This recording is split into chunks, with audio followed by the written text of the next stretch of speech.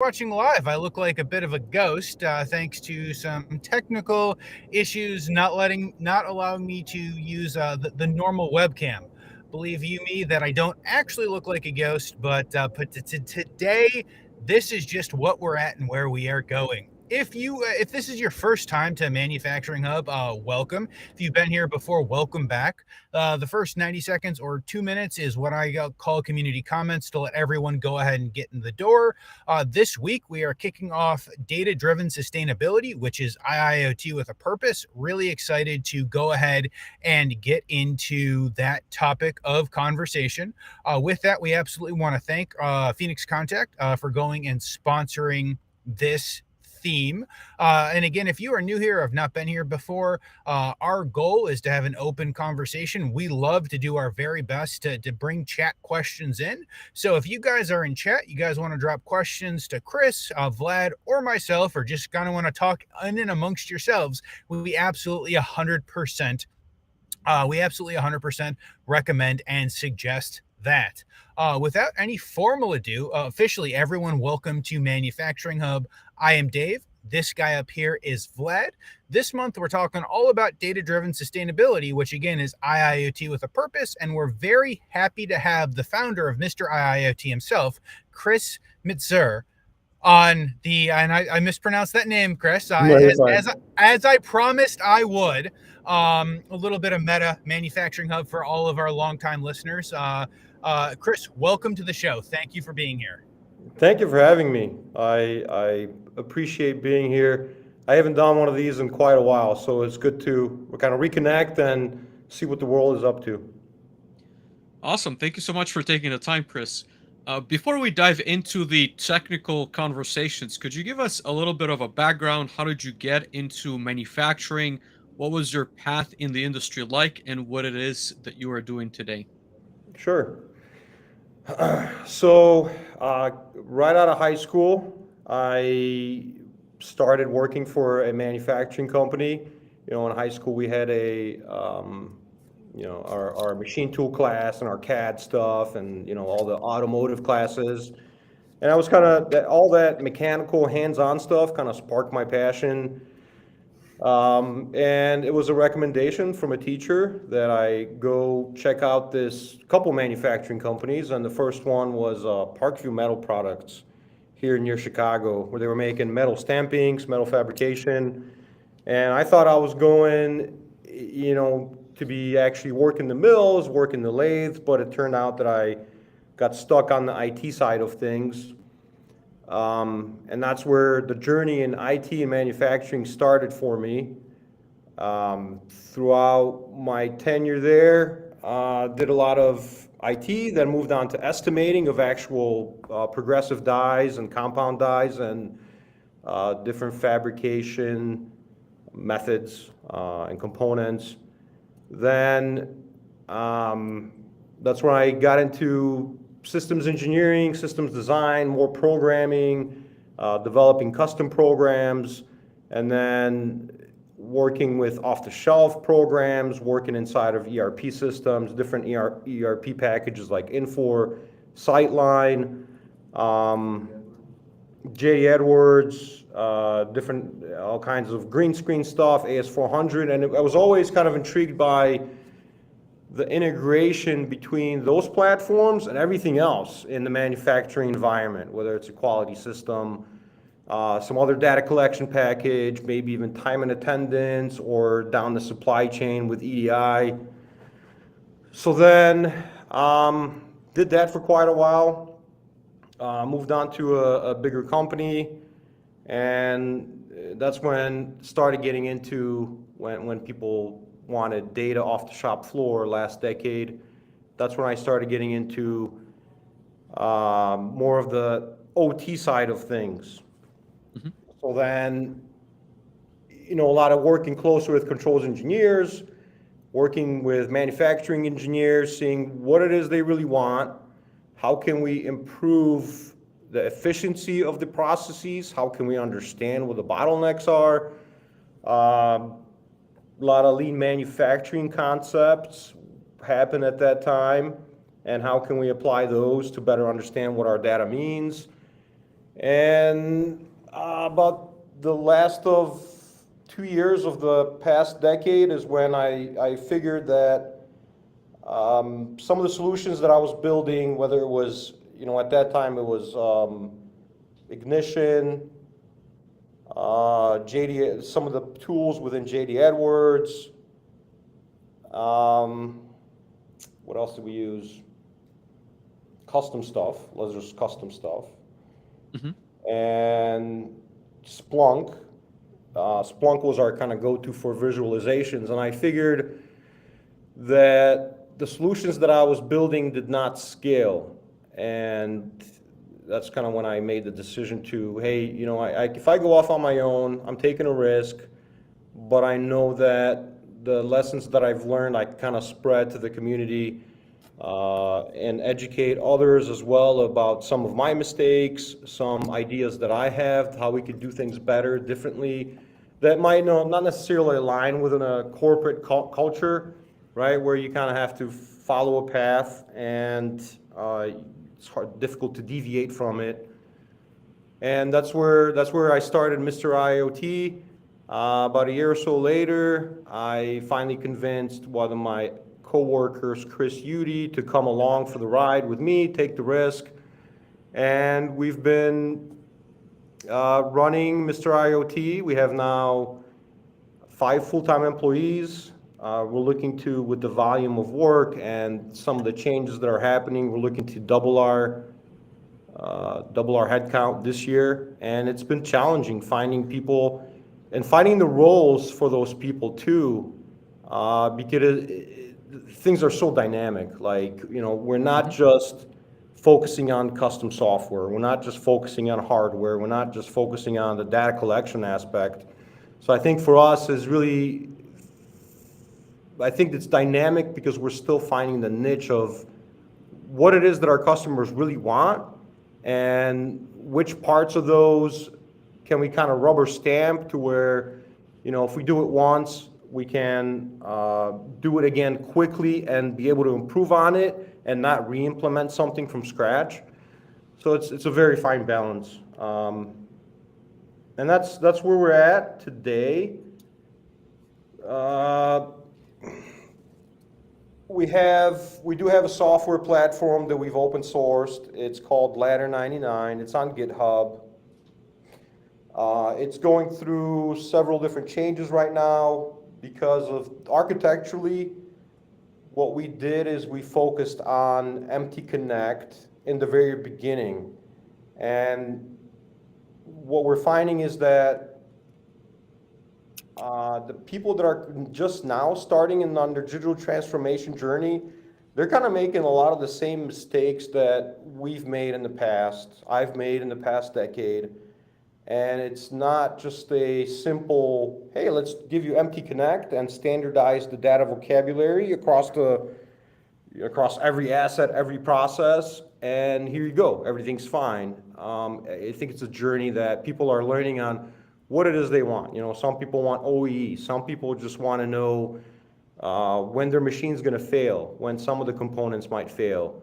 And people want different things, and they're taking different approaches, but kind of arriving at the same goals. So we're kind of backing off the software platform, and in the near future, we'll be able to talk about some of the other products coming out, but they're going to align differently with what our offerings are, to maybe enable more than just controls engineers, more than IT people to start collecting data off the shop floor. And so that's. We're going to make IIoT stupid simple. We're going to make, yes, my colleague Chris is here. We're going to make IIoT stupid simple. Yeah. Chris, I think we can go in a number of directions, right? I think you've made a lot of really good points that certainly resonate with me, and I think with a number of people in the industry. But I wanted to, comment and ask you about one of the points you made earlier in your career. You made a switch from mechanical engineering into IT. Mm-hmm. And I think that certainly, I would like to ask you what that transition was like, and was that a an opportunity that came up? Did you see a lot of growth in IT as we've seen, in the last number of decades? And I guess what were the challenges of that? Yeah, right. So I enjoyed where I was working. I was at that time at Parkview Metal Products. I had a good boss in IT, and then when they said they needed help on the more of the estimating side and mechanical engineering side, I took the opportunity. I had another good boss there, so it was kind of a smooth transition. There was a lot of new concepts, but I'm pretty good at critical thinking, and if I can put my mind to something and study it, it makes sense. I'm not saying I'm an expert right away. I'm not, and I'm still know that I'm not an expert at a lot of things. Um, but it made me think more about how the product was made and what went into manufacturing, not just the behind the scenes transactional stuff. Mhm. Uh, and then and then that company got sold to another company. I moved and went back to the IT, more of systems engineering stuff. And I would say I enjoy both, but I feel that I'm better on the software hardware side, so I'm able to kind of make clear connections of between systems.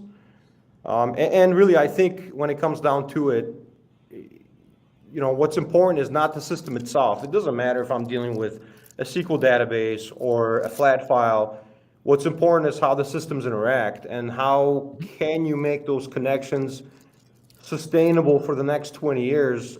It's a balance too, right? You find the software packages that work in the current ecosystem, and you hope that they're not going to get deprecated in the next 20 years, and then you hope that the ERP packages that the client has, they're going to keep those around, and you kind of have to align a couple different things to make the best decisions for the next foreseeable future.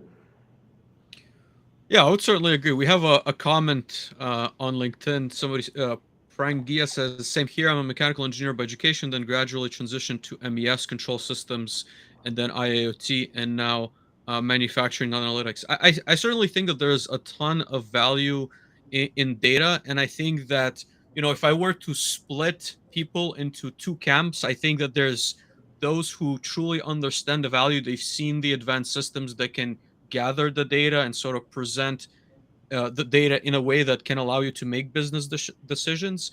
And then there's maybe sort of like the skeptical camp, right? Because I think in many ways, when you just plainly say, I want to say a technology like IIoT, there's many different, I want to say like branches to that. And I certainly understand that you're a practitioner and you know very well how powerful the technologies can be. But what are some of the, I want to say like pushbacks you may hear from customers that don't fully understand that value, and how do you kind of bring the definition of IIoT and the value IIoT to them? Right, right. So if you look on our site, which is being redone, I think we still have the 5 C's up there, which was, the pattern that worked for me was you have to get connection to the machines, you have to collect the data, and you have to know what it is you're collecting. Then you kind of you combine that data with either cell, with either machines within a cell or with transactional data that's coming from, data collection, MES, ERP systems to arrive at something like a dollar amount for, the loss that you're experiencing or the quality defect, whatever it may be. And then being able to present that data in a format, that makes sense to people. And then how can you automate that? So I don't know if I'm even answering your question, uh, or if I went off on a tangent. Well, But people that don't get it, it depends who you're talking to. I see a lot of crossover between, the things that have been happening on the IT side, like, companies or software solutions being able to provide you an API, where that API is the kind of the front door to how you interact with the system, what business objects might be available, can you create a purchase order, and what validation needs to happen in order to create the purchase order and things like that. I think what needs to happen on the IoT side is, kind of have to move past the protocol wars that have been going on and focus on how can we open up this stream of data that's spewing from these machines now, and how can we make it somewhat similar to IT systems where it's easy to consume, easy to work with, and it's somewhat has the same concept whether we're connecting to something that's Allen Bradley controlled or opto controlled or Siemens, or it's a conglomerate of custom solutions. And that's the difficult part too, is you have a lot of custom solutions, processes, machines out there that have totally custom drivers that nobody's ever heard of. And how often have our customers actually understood IIoT? How often our customers actually understood IoT? They don't, right? They want the results. They want to see and measure performance. They want to see and measure failures. They don't really get into what goes into a digital infrastructure. They don't know that. They don't care. The bigger customers do. The smaller ones don't. Well, I think that bodes the question then Chris, and you've kind of set yourself up for it. But what is IIoT? If a customer comes and says, Chris, what is IIoT? How do you explain that to them? Tell them to Google it. You want to be part of this podcast? You can. What we tell them is that we need to connect and collect the data off of your processes right? Because they usually come to us with a problem. The problem, whatever that problem may be, it's related to what you want. The pen. Oh, you want the pen? Yeah. Okay. Process is related to. Where was I? They come to you with a problem. Yep. We come with a problem, right? And the problem is often related to the processes on the shop floor that they have no access to, and it's related to execution. It's typically execution where they don't have an MES, or if they do, it's still like manual and no inputs are coming from the machine, so they don't know what's going on. So it's visibility, starts with visibility. So that's what I explained to them, is that we need to get the data off these machines. And when we do get the data off these machines, we want you to own the data. We want to set you up in a way so that 5-10 years down the line, when you decide to go with, vendor A solution for analytics, vendor B solution for quality control, and everybody else's pieces, because they all need to play well with each other, we want to leave you with your data infrastructure so that it doesn't matter who comes along, you're not reintegrating it. You're not creating those reintegration points. It's all set. You've built the foundation to that you can build upon.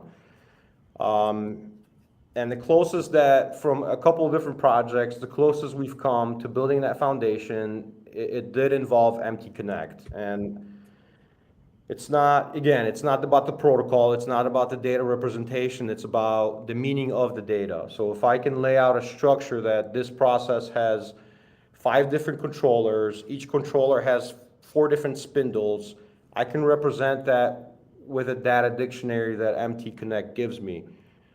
If we're talking about the state of this spindle, well, we can always refer back to that this is the execution state of the controller or individual spindle, and it can be in these states. It could be active, it can be interrupted, it could be, idle, ready, stopped, whatever.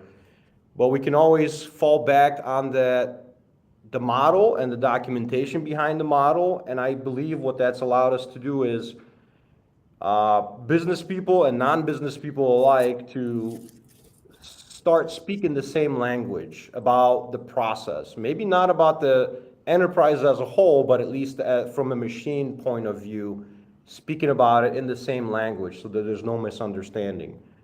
Right, because you've experienced this. I mean, you got one guy that's implemented his ladder logic one way, and you got the same machine, while another control engineer came along and implemented it a year later, and the ladder is totally different, the tags are totally different.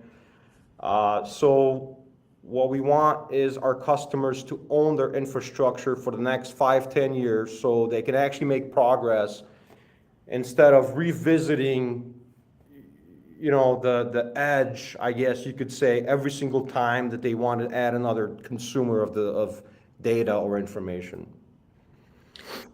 And for someone who's listening in and maybe not as familiar with data applications, I just want to point out, like, that problem, at least in my conversations, has come up because a lot of integrators sort of, how to say, put a lock on their data lake, right? So you set up a server, you retrieve that data, you have a very specific application, whether it is displaying OE, MES, and you don't want anybody touching it. And if they are touching it, then you can, either charge them for that or completely tell them no, right? Like, that's what we've seen in the industry, at least what I've experienced with some of my clients. So someone who's not seen that, that's what's currently happening. Do you see a lot of that, Chris, or do you see more people sort of turning to the, not necessarily open source, and that's something we'll talk about Ladder 99 a little bit later, but sort of like opening up their data and their data APIs to allow others to connect, or like, what are you seeing in the industry in general? Like, when you come in, is there an opportunity for you to connect to other services, or do you pretty much need to go in and from scratch implement your own data lakes? I would say it's a little bit of both. Okay. But you still, a lot of times you are coming in behind somebody else's solution where, I mean, as long as that piece is going to be running and it's going to be there for, if you can leverage that as a source of data because you've already processed it and it's accurate, that's fine. I have no problem with that. As long as it's just like from the machine point of view. If it's just machine data, we're not talking about ERP data, we're not talking about, transactional business data, that's fine. And I think it's the bigger companies that are finally building their IT, their cross-functional teams of IT and OT people that talk to each other. Those are the ones that are making progress. Those are the ones realizing that, we have to standardize somewhere. And I think what's going to come next is, there are some standards that are applicable to the machine data. But I think what's going to have to happen next is when you start building out these infrastructures that want to push back on the supply chain and say, you have a robot that's driving around the shop floor, delivering raw material to processes, and it has to know when to replenish that material from the stock room. I think that's where other standards will have to come into play, and I think a lot of people fall back on the typical, business enterprise system buses that do ETL and transform data in batches between different systems, and I think that's fine too. It's almost like you almost need like a gateway API, and like an API gateway, right, where all these different services are able to interact with each other. I know there's names for it, maybe like, the UNS, right, the Unified Namespace. Mm-hmm. But the ways And I believe that there's... Yeah. Huh? Sorry? I was going to say, I think there's connectors like that on the IT side, right? Like, so it is technically a solved IT problem that is now, we're trying to find a solution for OT. And as you mentioned, there's so many different protocols that even, at the physical level don't communicate with each other. That makes this problem inherently very complex, and just so many permutations depending on where you go. Not only, the tags are different, the software is different, the hardware is different, the protocols is different. So it's an interesting, like, and I don't know if we have figured it out to the point that we can standardize, but I certainly think that more and more companies that I talk to are trying to, again, like create this hypothetical box that can be redeployed and can systematically allow you to pull data. And I think there's companies that are trying to make it easier, but I think it will take us a little bit of time. I honestly think it's still like years before it's as standard as you see on the IT side. I think so, right? Because even I've been following what Europe's been doing with their Industry 4.0, and you know, I've never really seen one reference architecture. There's always multiples, and maybe that's because it's just when you get down to it and try to be practical about implementations, you're crossing over into the physical boundary of, it's not just like an IT side where you have transactions flying back and forth and everything's virtual, right? On the OT side, there's the physical aspect of it, and you really are like, you have to start with a digital twin maybe, where you have to represent the physical reality virtually. It's complex, for sure. Absolutely. So as we're talking about that, one of the things that always interests me, and I guess when I think about IIoT, I probably think more about applications that are using IIoT, sometimes particular applications, sometimes platforms. But Chris, you were saying that the message that you guys have at Mr. IIoT is resonating so much. You're expecting to double in size in the next 12 months. What sort of, I guess, are there standard kind of entry level, hey, Chris, I have this problem.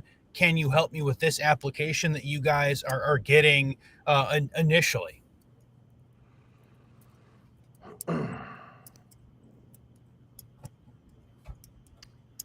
The thing that's common is getting the data off the machine. And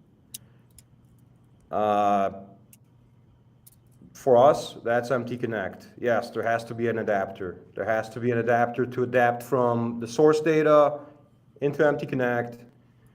And then you're free to do what you want to do with the data, whether we publish it out MQTT and we stick it into Postgres, we stick it into your SQL database, or we transform it and send it over OPC UA so you can use it in Ignition. No, honestly, there is no standard application. And I'm going to rely on my other Chris over here that's sitting next to me. Data collection and label printing is usually what gets us involved. Right. Percentage, some sort of system integration, and then we have our foot in the door to discuss IIoT. Yeah, I guess we're good at printing labels. And Okay. Data capture points within their business process. Yeah, and when Chris, when you're talking about data collection, it's kind of like the data collection that happens on handheld guns at stations on the floor that people still have to interface with because of the process. Or machines that we're not literally connecting to, we're using additive sensors and creating new data points that they didn't have before. Yeah. And historizing that data. Yeah. So once you guys have that data, I'm just going to say database, right? Like it could be any type, or maybe into a different system.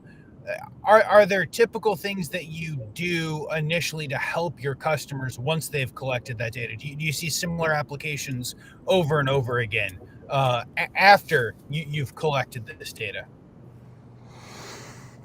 They want to see utilization. Okay. They want to see the downtime. They want to, be able to trigger some kind of alert on a threshold of, if the load of some spinny thing goes above a threshold, or if the temperature reaches a threshold. What's my part count?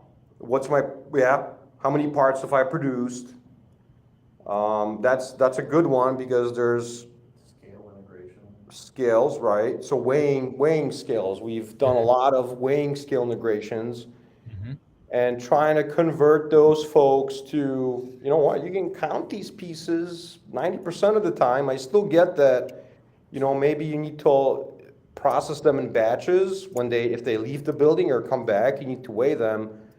But 90% of the other time, you could probably count these, and you're going to be as accurate, if not more accurate, if you're counting versus weighing parts Okay. at the machine. Yeah. We have an interesting question, Chris, in the comments. Rich is asking about a protocol. So he's asking, Chris, what do you think is the next big thing after IO-Link? So again, maybe for those not familiar with IO-Link, well, just to briefly explain, it provides a lot of data points, not just what the sensor is measuring, but also the life metrics of the sensor, and allows you to sort of plug and play. If it gets, knocked down, broken, or what have you, you can replug another sensor of the same part number and automatically re-instrument, so to speak. What are your thoughts on that, Chris? And I have limited experience with IO-Link, but it's also dependent on the profile, right? There's like the list of, if you grab a sensor, it supports a specific profile of the data points that it provides. Yep. And it really allows for that edge. It could be made up of different kinds of sensors, right? You no longer care if it's, well, there is no, right? It's no longer analog or discrete. It just is, because it provides that data stream. Not being a controls guy, I have not seen a lot of implementations of IO-Link. I mean, I can count them on one hand, maybe the times that I've seen it. What's after it? I think the next big thing is, okay, I don't know if I can say it. Can I say it? Say it. I mean, We can't publicly announce it though yet. No, but we can hint. Okay, so we do have a hardware in the works that, I don't think it's gonna replace IO-Link. I don't think it's, not yet at least. But what it'll do is it will enable technical and non-technical people it'll empower them in the data collection process. If they need to run a pilot, if they need to tap into existing signals that are on the floor, they'll be able to do so, and they'll be able to prove those pilots within a day. I mean, within a matter of hours if they want to. I think if we keep working, and we will announce this in a few months, if we keep working down this path, hopefully we can push the technology that we've created a little bit closer to the control cabinet, where you got all kinds of other issues too, with time sensitivity and things like that. So I would say, without... Go ahead, Chris, sorry. Maybe it's not a direct answer to what's next after IO-Link, because I think IO-Link has different applications, and can be used for more critical things, maybe. But yeah. If I may, I think... I was going to say, if I may jump on the sword to Rich's question of what's the next big thing after IO-Link, I guess I have two trains of thought. First, I basically hope the answer is nothing. I hope IO-Link actually solves the problem that we have, and that we don't try to build a bunch of other protocols and go split, a bunch of different vendors. I hope that we standardize. If IO-Link is the thing, I hope that we standardize on IO-Link and we say, hey, this solves the problem. Let's just go roll it out to the other 40% of vendors and allow us to be able to go integrate sensors and cables and blocks and all of these things, right? So that is my hope. When I think of IO-Link, I think as a potential kind of very baseline communication for Industry 4.0, right? Like that is IO-Link, and if it can make an easy plug and play solution for everyone, my goodness, please make an easy plug and play solution for everyone, because it just makes all of the other applications much easier, right? And so that is the hope. And then I would say if we go beyond that, I've had a number of conversations where if we were to perhaps replace the IO link style, we replace the IO link communications with something like perhaps MQTT from an actual device, I think that that would be interesting. I think it could also completely muddy the waters. And I have not done a bunch of looking, so I would imagine there are probably like 2 or 3 dozen different solutions that try to do the same thing. But in my mind, that connects into the, I don't know, almost like SCADA level. So it removes it gives us the ability to go put additional sensors on a machine and pull into a gateway. Or a node or a hub somewhere, perhaps on the wireless side of things. So to me, I think that is very interesting. Marcus has a question. To read Marcus's question, he says the banner snap signal using RS485 Modbus to bring all together is interesting as well. Big on my side, I'm a big fan of Banner. I've done a bunch of IO Link through Banner. Banner was one of the first 2 or 3 groups that made me aware of IO Link and the potentials on that. I would like to transition the conversation a bit away from hardware. I want to talk a bit about open source, right? So Chris, you mentioned open source, you mentioned Ladder 99. I think it's interesting. We've had a number of conversations around open source in the last 100 or so episodes, and I think the point always comes down to open source is great, but should we really go through the point of open sourcing, or do we lose IP? Do we lose opportunity and leverage with our customers? So can you tell us a little bit how you came to the point of saying, hey, we need, our software stack in a Git repo so that anyone can go ahead and take a look? We wanted to, present the worst and the best ideas that we've had and leave them open to criticism. Otherwise, if it stays locked behind a door, it doesn't help anybody in the long run. It's just another piece of software that you could try, you could throw away. With Ladder 99, you can actually learn off of it and see along the way what mistakes we've made. The other piece of it, we're not, like, for example, we're not really specializing in writing drivers, right? If there's a bunch of drivers out there that you can have for Allen Bradley or Siemens or any of the other protocols, but we did take on the challenge of writing a driver for Fanuc. And the reason why we did that is because good or bad, their protocol or the API endpoints are very well documented.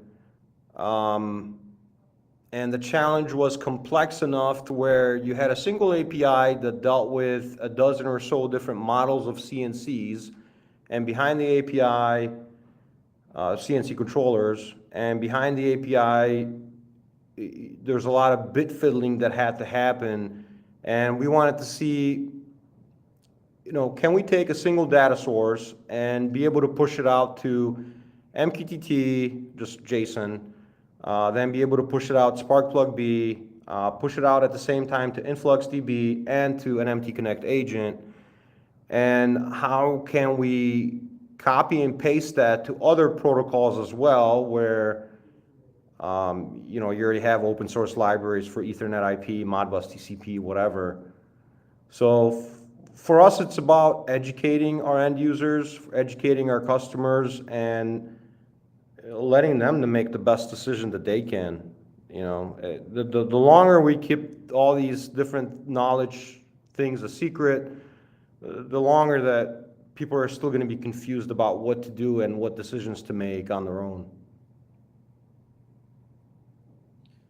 I have I guess a question. So on open source, I think that the OEMs or the manufacturers of different hardware and software solutions are slowly realizing that that's where the industry is going, right? So now you have various degrees, right, of open sourceness, if I may say so. But ultimately, they all have like platforms where you have either like a Linux distribution running on their controller, or maybe a flavor of Windows. that is IoT enabled, that you can then quote unquote put any application that you would like, or choose from a pool of applications, that you download through their own cloud service. But do you think that our industry is headed where we will be like the software industry, where everything or almost everything is open source, right?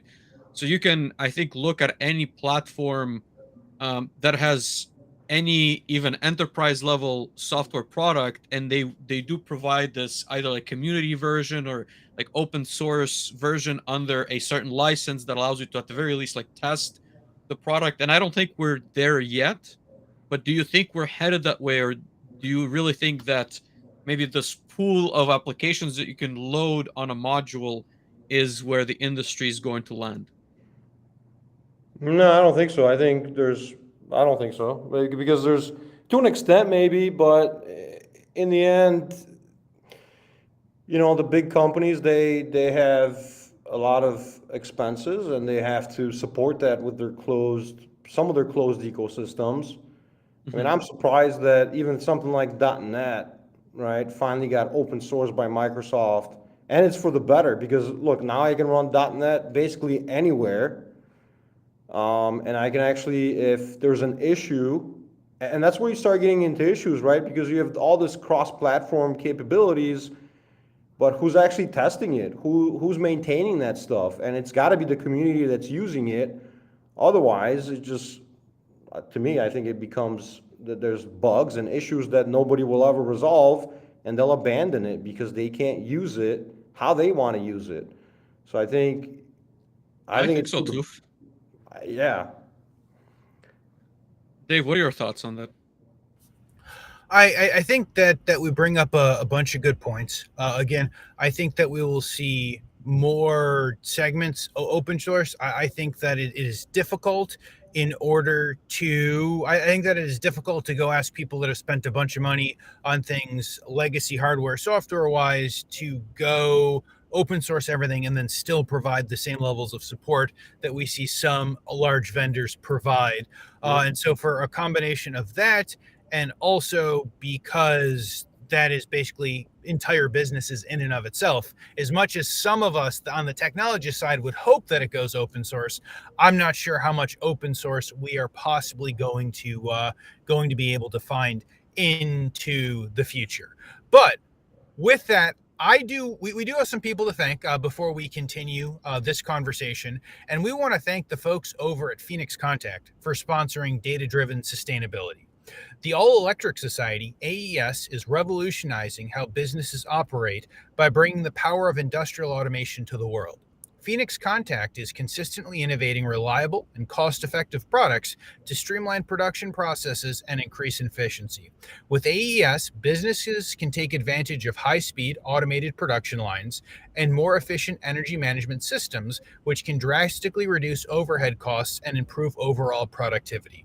Our solutions also enable businesses to better meet customer demand and keep up with competition.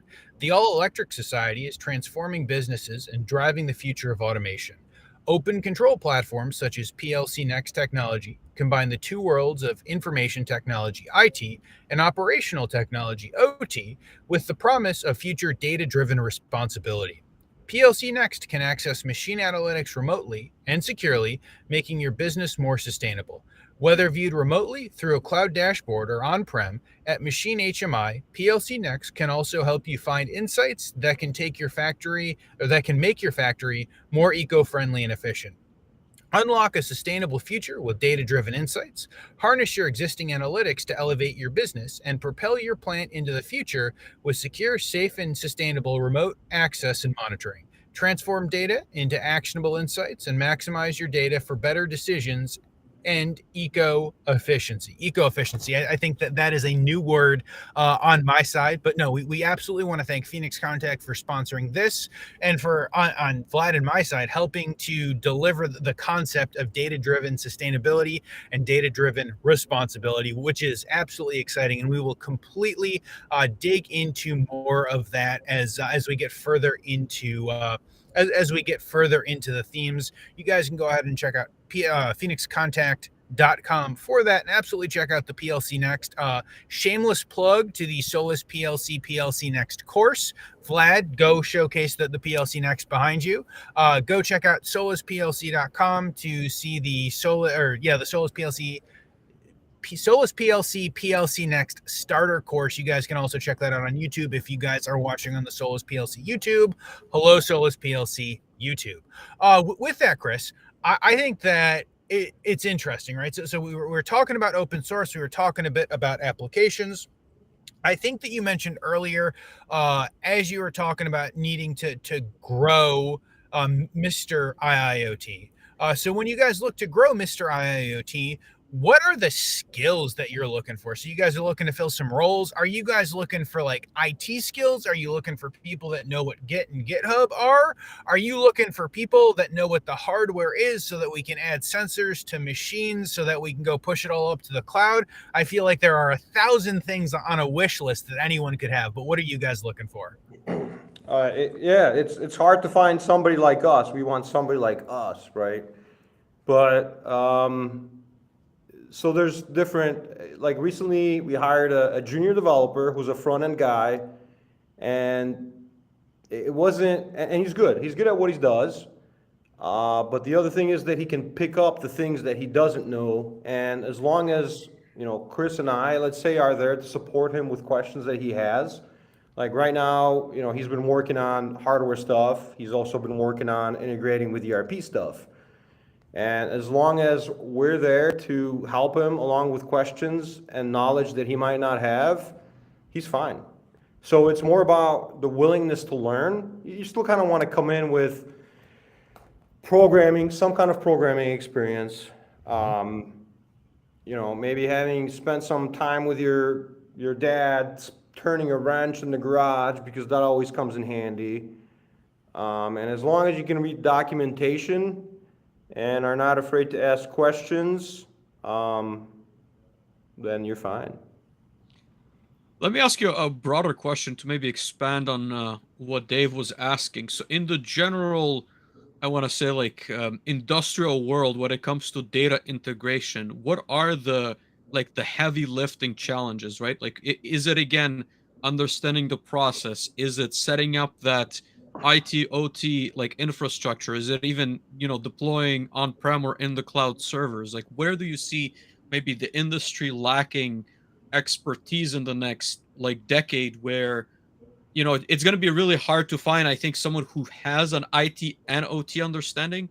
But what kind of like skill sets do you think are going to be in even higher demand in the industry? Unleashing people that know how to unleash the data, understand the process, are able to communicate with OEMs, vendors, the operators of the machine, the process, whatever it may be. And then being able to kind of translate that into functionally, what does that mean for the business? I think there's so many roles. I sent you a link to that research that DMDII did past decade. I think that's got like over 100 different roles, and each having their own responsibilities, across robotics and augmented reality and computer vision. They're all relevant and they're all applicable. I think being a problem wherever you go, it's like, for me, if you can critically think about something and problem solve and be practical about it, and then have, I guess you do have to have that some technical expertise behind it too. You'll do fine in any of the roles. And I'm curious, to be honest with you, like how the industry is going to change, right? Like when you talk about even operators, I think, again, when I sometimes come to a facility, they're going to show me around and they're going to explain the process. And you see the operator looking at gauges, they're very manual. They're going to twist a few knobs. They're going to say, well, Vlad, if I twist these 3, this is where the flow is going to go. If I twist these 4, then it's going to go this other way. It's going to start heating this tank and that tank. And by the end of the project, obviously, including a conversation with them, we're giving them a very powerful sort of like representation of that system that is much more digital, that is sort of a lot more capable. And so I'm wondering like how we're going to also include these transitions, right? Because whether you want it or not, someone who's been operating the same way for 20 years and now has access to all this data and can make decisions isn't always going to be ready to just, like flip a switch and from one day to the next, they know exactly what to kind of look out for. And, like we certainly will do our best to train, I want to say like the managers and the supervisors, but it doesn't always, I feel, trickle down to the operators. I was wondering if you have any like thoughts on how we as an industry will kind of help support them in this transition, or how maybe you guys support them in that transition, and what your thoughts are on, how these jobs are going to change in many ways in the next decade. I know it's a Besides, loaded question. yeah, it is a little Ah, question. Training, you got to train people, right? And people have to be want to be trained, and people have to search out new opportunities, right? Things just don't fall in your lap because you're hanging out doing the same thing for the past 20 years. And how do you train on data? I guess I don't have the answer on that either, right? Because I think a lot of the systems are very custom. Is there like ways that you found that makes it easier for operators to kind of react to the information presented? And obviously, there's the what's it called? The not the simple HMI, but the there's a way of designing, I guess, systems that makes it a bit more intuitive, but I still think there's a lot of complexity in many projects that intimidate. And I want to say like it's more of a confidence problem than anything else from what I've seen. But there's a lot of metrics that you can now use to better the system, and it becomes difficult to sort of communicate that to the people making that decision. It the I guess the data that you present to different levels in an organization has to be presented in a context that helps them and in a very clean way, right? I can't have things looking like an airline ticket where you don't even know what seat you're in. Hmm. So I think that goes back to standards of, within the company of how they, does the color red mean things to you? Does the color green mean things to you? If you're looking at a pressure gauge and it's at 60 psi, does that mean anything? Unless you know what you're looking at and unless you know what you've experienced in, no, I don't have the solution for that for you. Yeah, and like I said, I don't either. I've just seen many projects sort of struggle in that sort of like end phase, because again, I think that data is extremely powerful, but making that last mile connection right to the person is fairly difficult. But I think it will certainly improve. I think that the younger generation, right, like not to be one of those guys, but has grown up with data, right? Like a lot of the decisions that we make even in our daily lives have become dependent on the sensors we have at home. So I think it's going to be different in the years to come. Dave, what are your thoughts on the topic? I think it's difficult, right? I think it's difficult because it becomes what you really need to do is understand all parts of the solution, right? You need to understand what the process looks like. So you have to be some sort of process expert. And then you need to understand then you need to understand how data works and what a database is and how to query data. And then again, at the end, it comes out, how do I go and drive actionable results from the data? So I don't think that there is an easy question. I don't think that there's an easy answer to the question. Hmm. When we get there, I think that to some not large extent, it just takes time. And time is absolutely the most difficult part because we are running up to the course of, hey, we are going to lose a lot of knowledgeable workers. And when we go lose these knowledgeable workers, we're losing their knowledge, and we don't have 10, 20, 30, 40 years to go train that group in the next 6 months or 2 years. I've told this story a couple of times, but right. So I've worked with groups who they knew they had one person really good at a thing, be it running a machine or rebuilding valves. The person has been doing it for 45 years. That is the person they go to. They knew this person is going to retire 2 years or 6 months ahead of time, but they are unable or unwilling to train someone to go do the mentorship or apprenticeship style, go transfer the knowledge. And I mean, 6 months or 2 years is probably good for 60 to 80% of what those people have learned. The real value is everything beyond that. So I don't think that there's a real good answer. When I talk to people as to how do we go kind of transfer some of that knowledge, how do we go capture that, I think that we have to go make a commitment to digitalize as much of that information as we possibly can. Now, how do we go digitalize that information while trying to build IIoT applications to allow us to run better?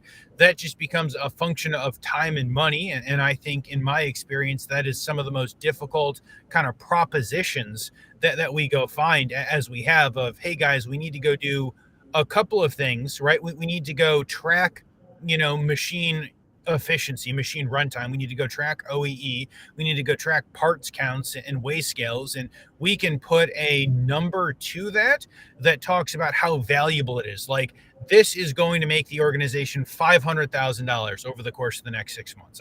There are many of the applications that we talked about today and have talked about in the past that we can put a number on.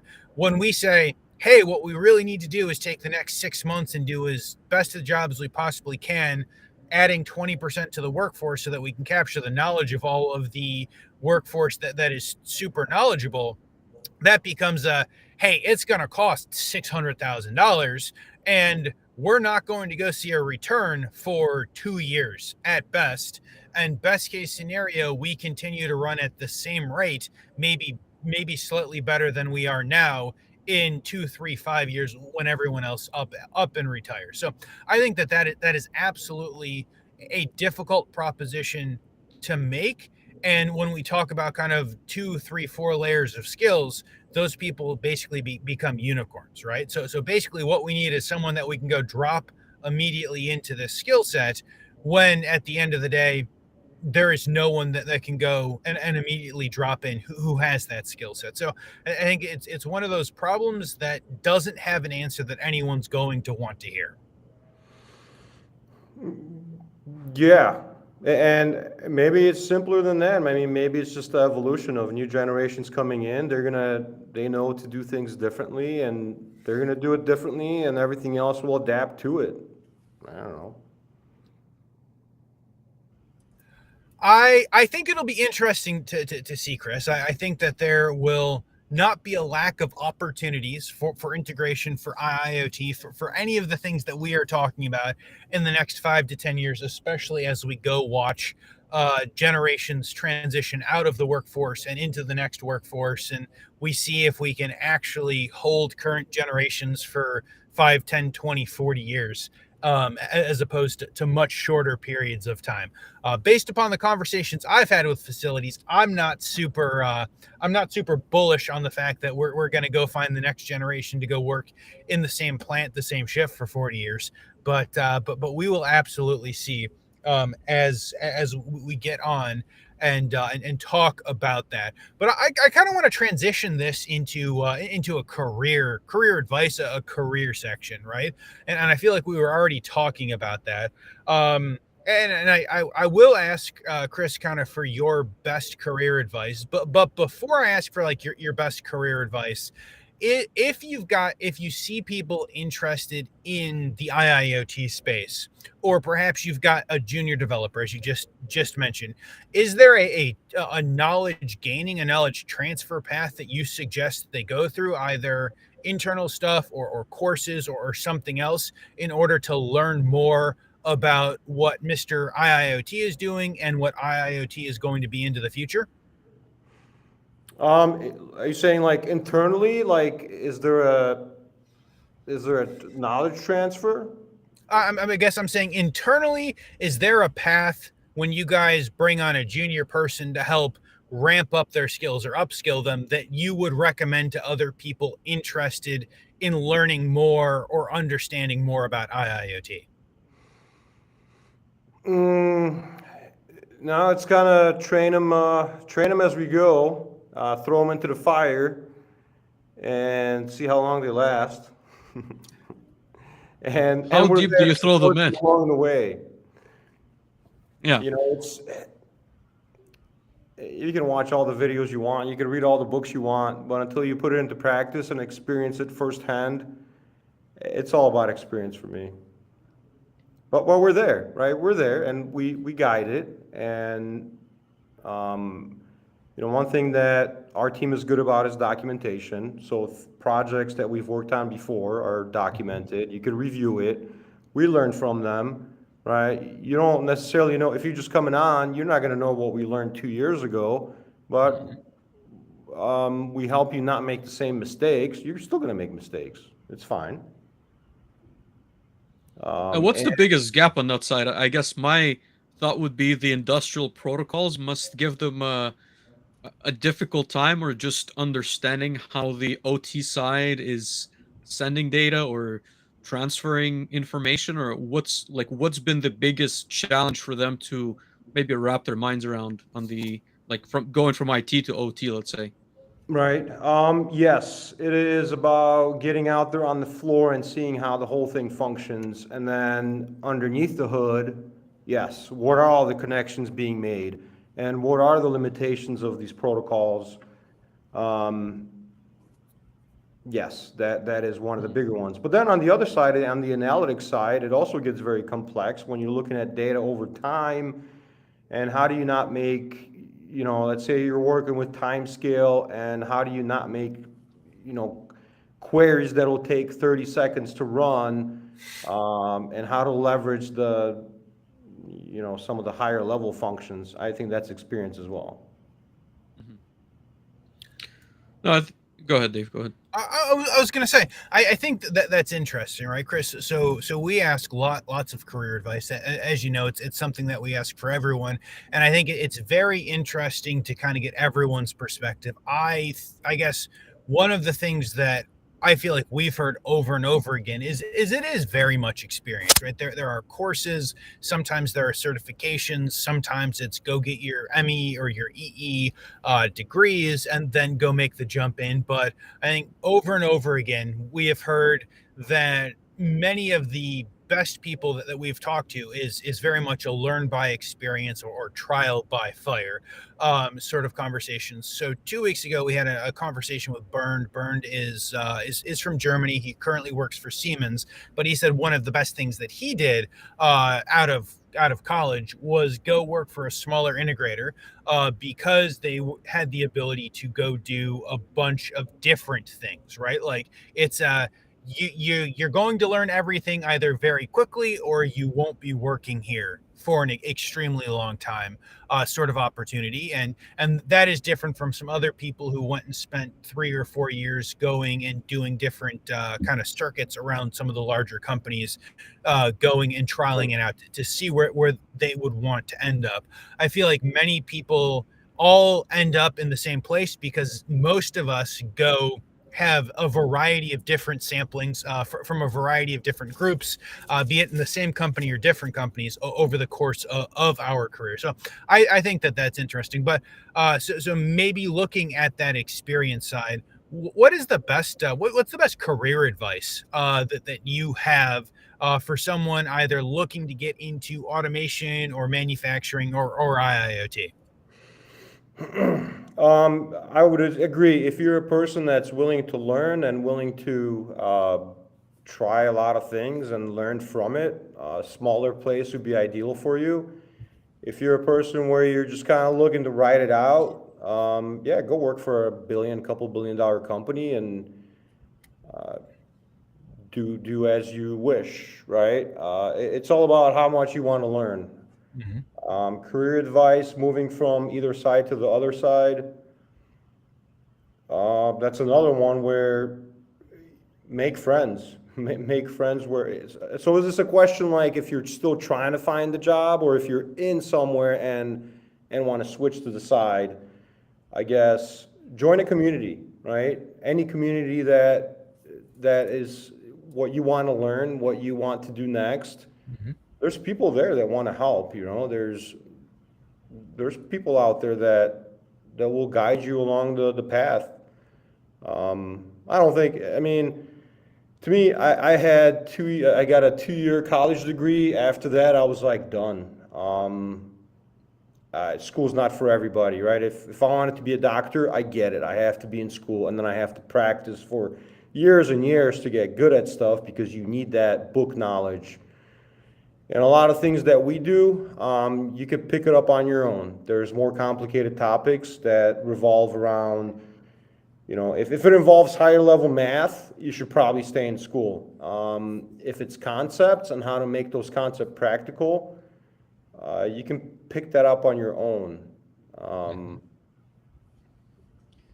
Let me ask you on that point, Chris, specialist versus generalist. Like, what are your thoughts? Because I know, all of the concepts that we've discussed, and I think we've oversimplified a lot of them. In practice, you could build an entire career, just programming, let's say, SCADA systems, right? You only know there's data coming into my SCADA pipeline. I am presenting this data in a way that makes sense to the end user. Or similarly, you could just build a career of only integrating like hardware at the plant floor, maybe not even programming PLCs, but right, but all of those pillars I feel could be an entire lifetime career. So I guess, like, what are your thoughts around specializing very narrowly in one specific like domain versus having this like broad level of knowledge where you can to some degree have a conversation? Well, we're going to pull data from this PLC. I understand the protocols. I understand also the SCADA, MES, ERP systems, but can also talk maybe servers. Again, not necessarily have that deep level knowledge, but understand the general flow. Like, what are your thoughts on our industry wanting more specialists or more generalists going forward? I don't know, but I could tell you that when we look for somebody, you kind of start off as a generalist wherever you go. I mean, and then along the way, say we're building hardware. Yeah, we're going to look for the best electrical engineer that we can find because we need that specific thing built or made. If we're talking about databases, at some point, we don't have the time to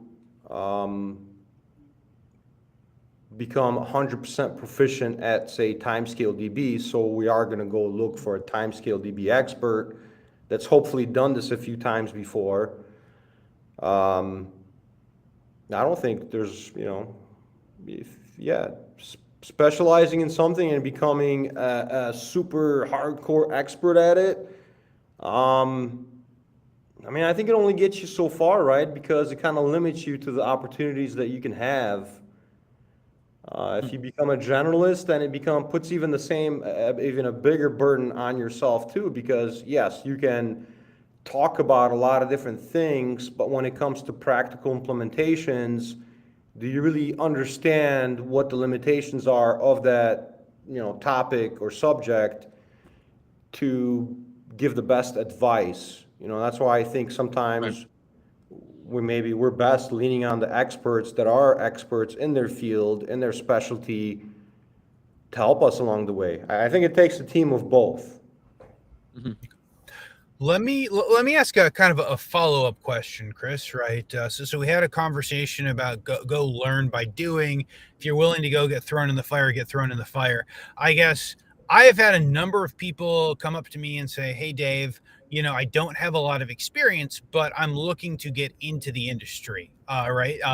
So I guess I am going to ask you to put your hat on it as a small business, small integrator owner when I ask this question. And I'm going to preface it by saying, everyone, please don't go call and harass Chris for potential job opportunities. But if someone is looking to break into the industry, maybe they've got some hardware or some software skills looking to get in, identified that they want to go work for a smaller group because they want to learn a whole bunch of things really quickly.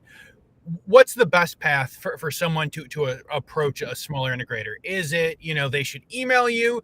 I imagine that smaller groups maybe not have a bunch of job openings up. Is it they should email you? Is they should find you on LinkedIn? Is it they should call you?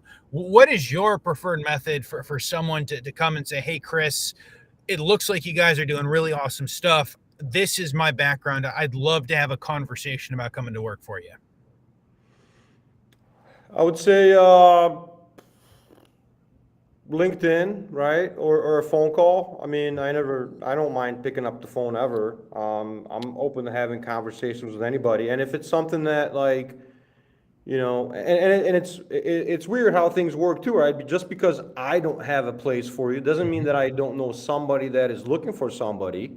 Mhm. So build your network, uh, yeah, call me. I might know somebody. I might not know anybody. You might, we might become friends. I don't know. No, I love that. Thank you. Thank you for that, Chris. As I said, I get a fair number of messages that come through, and similar to you, I don't always know people who are looking, but if we can go highlight a good opportunity for people to take a look, that is fantastic.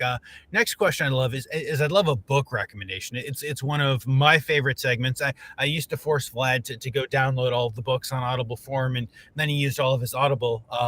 Then he used all of his Audible subscription tokens, and then I introduced him into some free audiobooks on the library. But we're always looking for some new, good, interesting books. What do you have for us?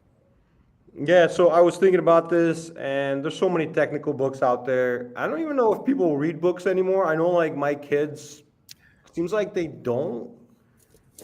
They just would rather, and they even like skip over all the cutscenes in like the video games. It's like that's part of the story. Like, what are you doing? You paid $30 for that cutscene. You better go watch it. Right. Especially with Diablo 4 coming out soon. I mean, my God.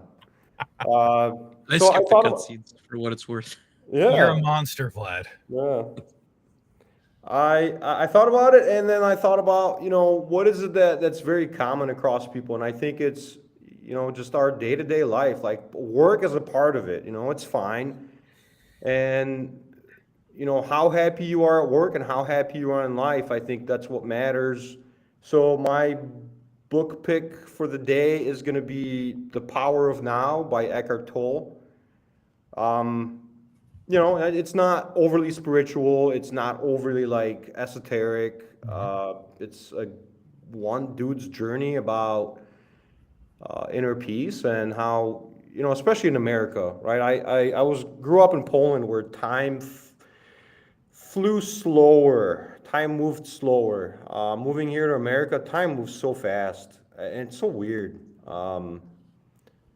So trying to stay present and not think too much about the future because that gives you anxiety, or think about too much about the past because that gives you depression. Finding that balance, I think, is a challenge for anybody, that's looking into just being themselves and being open and kind of cooperating with, I think we need more cooperation between people now than more than ever because, the different things that are going in the world and. Absolutely. I like I that. think that is very good on the book recommendation side. I would also say, Chris, it feels like the older I get, the faster time moves. Growing up, I would imagine anywhere you think time moves very slowly and you just want to get out of school. But at some point, it just feels like you look back and you're like, wasn't it, December 31st? Wasn't it just New Year's Eve like 2 or 3 days ago? And it is suddenly middle of March. But absolutely, I think that is a fantastic book recommendation. Thank you. And then last question is who should reach out to you? Who do you want to connect with? This is very much kind of the open platform for you to our community and for us to say thank you for coming and sharing your knowledge with us. Who specifically? Yeah, are you guys looking for customers? I know you said you're looking to hire. Are you looking to chat with other like-minded people on LinkedIn? That or anything else that you would like? I suppose to some extent the soapbox is yours, Chris. Okay. I wasn't really prepared for this. Yeah, talking with anybody. Um, I always like talking about some of my best practices, and how they might relate to some problem that you're facing. I love learning new ways. I'm always open to those kind of conversations. Right? Nothing's ever like, set in stone 100% because I realize that industry's moving very fast. Tooling's changing daily. And, you know, just like with like the advent of Linux and Docker and all that stuff, it's like, wow, you know, we're doing things totally different than we've been doing them 10 years ago. And I don't think that's going to stop because there's smarter people than me, you know, thinking this stuff up. And I'm just here trying to catch up and trying to put it into practice without going stale. Yeah, no, anybody that wants to talk, reach out. Customers, potential people that want a job, and it'd be nice if somebody was here in Chicago because I'm finding that working with people remotely is okay to an extent. But having somebody locally that, especially when you want to, they need training, they need support. It's difficult to do remotely, and when you actually sit down with somebody face to face a couple times a week, it can sometimes make a whole lot of difference in how you guys communicate too. So Absolutely. I have found that remote works for some companies, but I found that it works best if they are a remote first and or remote only company.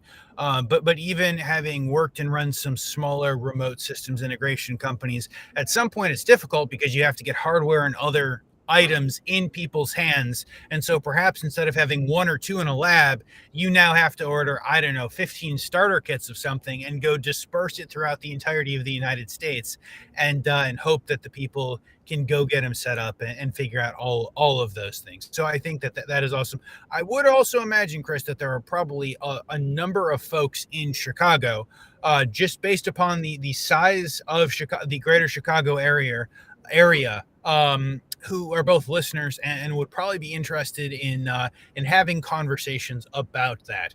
But no, I mean, thank you for this amazing conversation, Chris, and thank you everyone for hanging out with us on a Wednesday afternoon or a sometime on Thursday if you're listening in podcast format. If you guys are still listening, please go ahead and hit that like button. Please connect with Chris, myself. Please connect with Vlad. If you guys are watching on LinkedIn, we are in the event. If you guys are watching on YouTube, we'll have those links below. And if you guys are watching or listening in podcast format, all of that information, including the book and Mr. IoT and everything like that, should be in the show notes with that. And if you're listening in podcast form, please hit the follow button to go ahead and download these shows and rate us 5 stars where you can. I have found that if I ask people to rate, download, and do those things, Chris, people do those things, and so that's why I ask it at the end of every show. But no, this has been amazing. Thank you to Phoenix Contact for sponsoring data-driven sustainability all through the entirety of the month of March, and we will talk to everyone soon. Thank you. Bye-bye. Thank you, everyone. Thank you, Chris.